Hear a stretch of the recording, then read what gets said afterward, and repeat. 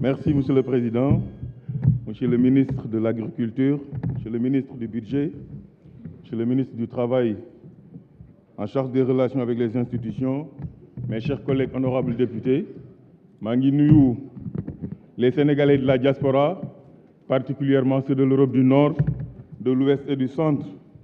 Monsieur le ministre, depuis 2012 quand même, il faut reconnaître que notre agriculture, l'agriculture sénégalaise, traverse des moments très difficiles.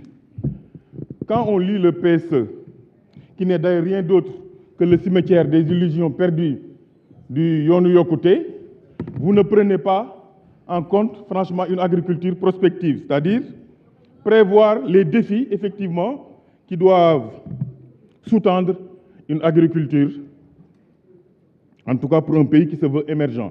D'abord, damay njëkkee ci la campagne agricole. Moi, je pense que le prix, ma collègue Daba Wagnan l'a dit, 280, c'est trop bas. En plus, les prix planchers. Xam nga boo demee ci huiliers yi, elles ne font pas d'efforts ces huileries. ñoom dañuy ñëw rek ne le prix plancher c'est ça jëndi ko loolu te loolu arrangé wul baykat yi. Je ne suis pas d'accord quand même effectivement que état bi di subventionner notre agriculture ñu jël ko di ko jaayee chinois yi. Mais si les Chinois n'ont pas si les agriculteurs n'ont pas d'autres alternatives que de vendre aux Chinois pour avoir de l'argent, mais ils vont le faire. Je pense que les prix planchers war ngeen ci waxtaan ak les agriculteurs pour ñu am benn prix boo xam ne monsieur le ministre du budget, c'est un prix qui va arranger les agriculteurs. Leneen li ci des mooy la spéculation foncière. Ce que le président Lamine, je pense que c'est Mamadou Lamine Diallo, j'avais lu une tribune qui parlait de la bourgeoisie financière, de la bourgeoisie foncière. Je pense que ça pose problème. te suuf mi pour ñu bàyyi la mais toog fay rek jógee Dakar parce que tu es un homme politique wala tu es quelqu'un qui est proche du régime ñu jox la ay hectares yoo xam ne effectivement c'était pour l'agriculture nga def ay tool nga def fa ay kër def fa leneen loo xam ne amul njariñ ci askan wi je pense aussi que loolu war nañ ko xoolaat. Donc la chaîne de valeur aussi il faut que ñu rétablir ko parce que gerte waruñu ci séntu kese diwlin mais gerte il fut des temps mën nga ci am diwlin mën ci am segal mën ci am leneen ak leneen ak leneen mais bu ñu jàppee ni ñun Sénégal gerte gi diwlin rek la mën a produire en tout cas lanu mën a jox loolu aussi effectivement ça ne rend pas service aux agriculteurs.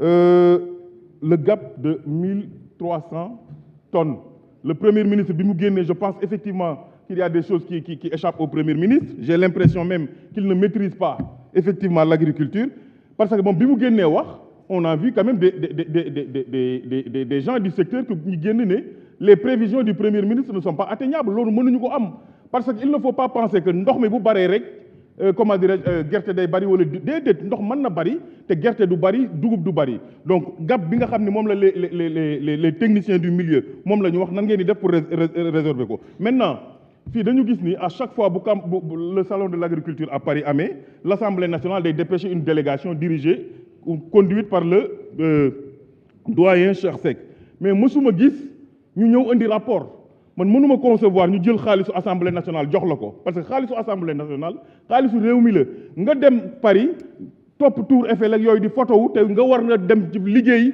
ñëw fii indi ay rapport pour effectivement que ces rapports là puissent servir loolu aussi war nañu ci wax monsieur le président de l'Assemblée nationale je vous interpelle sa ndindi bu mënatu la dem ak commander salon de l'agriculture pour loo xam day développer agriculture bu bëggee dem di photo wu nag mu jël xaalisu poosam ki dem dégg ko. Maintenant je vais faire un plaidoyer pour les ingénieurs les Sénégalais qui sont en Europe bari nañu nañ leen jëli pour ñu ñëw développer cette agriculture là parce que l'agriculture effectivement c'est la base de tout développement. Je vous remercie. Merci monsieur le président. Merci. Sanu John pour 3 minutes suivi de